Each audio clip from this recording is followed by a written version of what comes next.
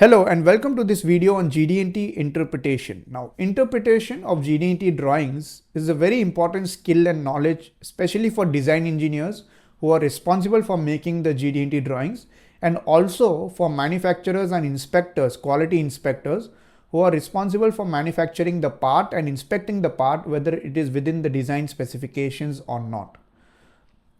So what do we mean by GD&T interpretation?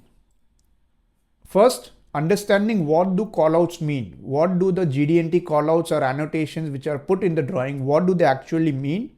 Finding the literal meaning of those feature control frames which are being applied.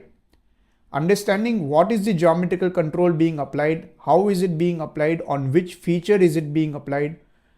That is very important. And understanding the datum scheme. What is the datum scheme? What are the datum features? What is the datum reference frame? How is the datum reference frame being constructed? So this is also very important for interpretation, and also understanding the tolerance zones. So let's say a perpendicularity control has been applied on a feature. What is the tolerance zone for that? What if a profile control has been applied on a feature? What is the tolerance zone for that? So understanding those tolerance zones and also understanding the effect of modifiers. For example, maximum material condition modifier. How does it modify a position control which is being applied on a part? Understanding those things is very important for GD&T interpretation. For design engineers who are responsible for making GD&T drawings, it is critical, it is a critical skill, and it is fundamental to apply GD&T onto the drawing. Because if we are unable to interpret a GD&T drawing, how will we be able to apply it or make changes to it? So it's a fundamental skill for design engineers and also for manufacturers and quality inspectors who are reading the GD&T drawings and setting the manufacturing process or setting the inspection process. It is very important to understand the design intent and to set the inspection method accordingly as per the design. Here is drawing number 1. So that is a pin as shown over here. There is a cylindrical pin on which a straightness control, form control, straightness control has been applied.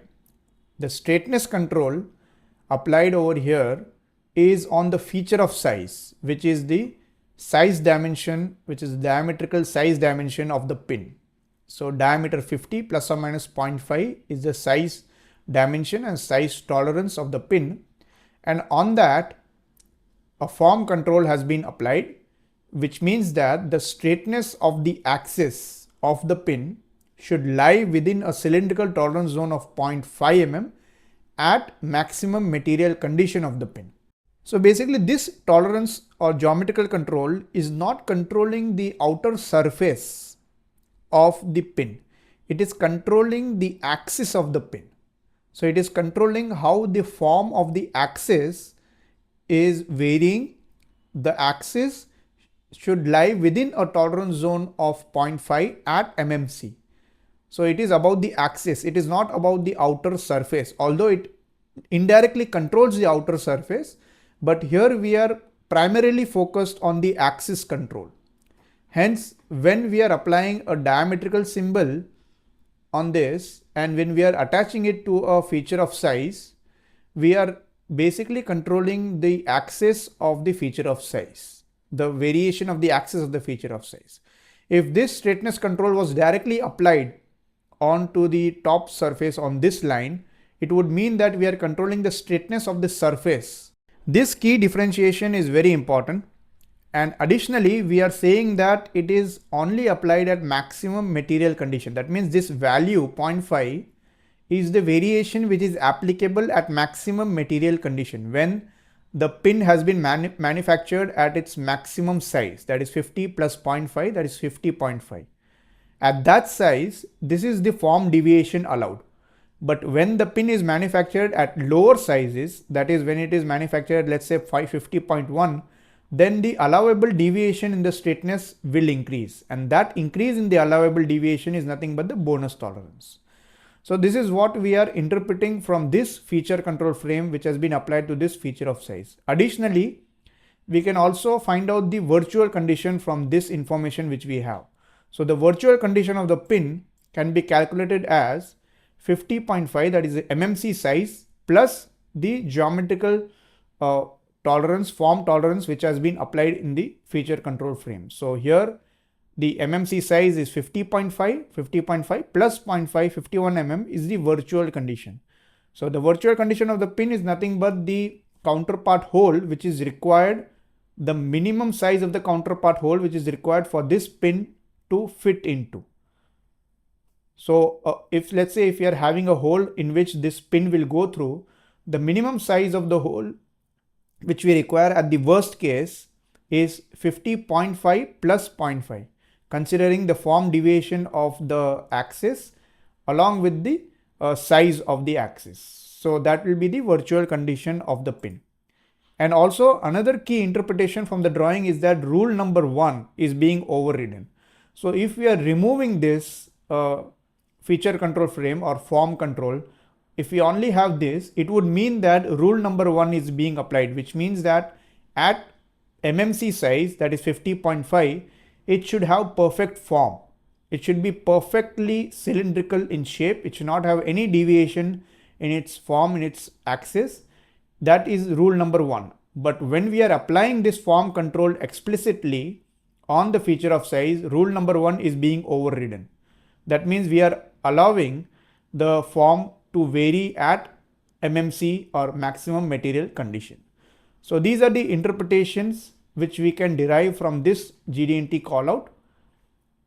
Here is drawing number 2, in which we are having a bush which is having a stepped hole, internal feature of size, which is shown over here in the cut section view. This is the 3D view. So there is a stepped hole which is in the bush, and these are the geometrical controls which are being applied. So this hole,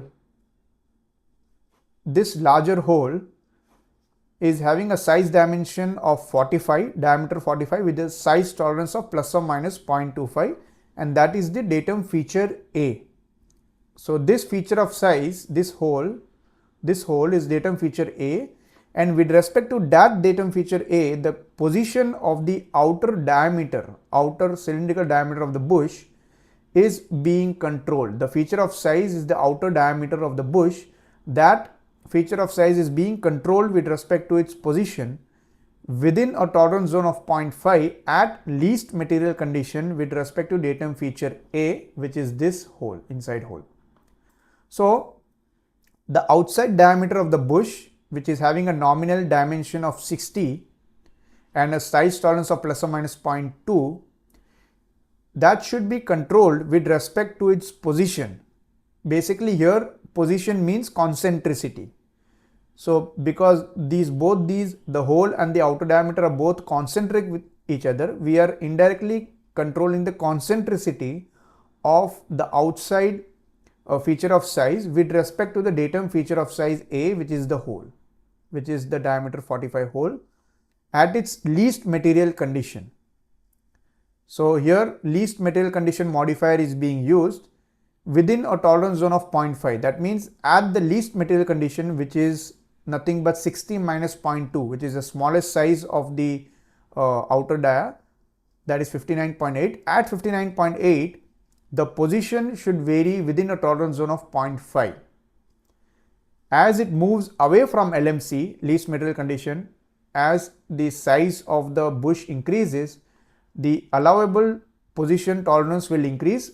That will be the bonus tolerance. So if the size of the manufactured bush outside diameter is away from LMC, that will be added as bonus tolerance. That is what this callout means. And this hole has a nominal size of 45 and size tolerance of plus or minus 0.25, which is a primary datum feature. Some key observations regarding this drawing include that on the primary datum feature of size, rule 1 applies, which means that at maximum material condition, which is the smallest size of the hole should have perfect form. That is what rule 1 is. So on this callout, since there is no form control which has been applied explicitly, it means that rule 1 applies. It means that at maximum material condition, the feature of size should have perfect form. So this is one observation from this drawing. Second observation is that the resultant condition of this outer diameter, of the position control of this outer diameter, is calculated as the LMC size, which is the smallest size of the outer diameter, which is 60 minus 0.2, 59.8, minus the position control applied at LMC, which is 0.5. So this smallest envelope of the outer diameter of the bush is 59.3, and this smallest envelope is called as resultant condition. This resultant condition is very important to calculate for wall thickness. So this wall thickness, the distance from here to here, can actually become very less if there is excessive deviation of the outside outside diameter. So if the outside diameter is deviating downwards, let's say for example this diameter, this outside diameter is non-concentric with respect to this hole, then this wall thickness will reduce. And to calculate that minimum wall thickness, we use this resultant condition. So this is another key observation from this drawing.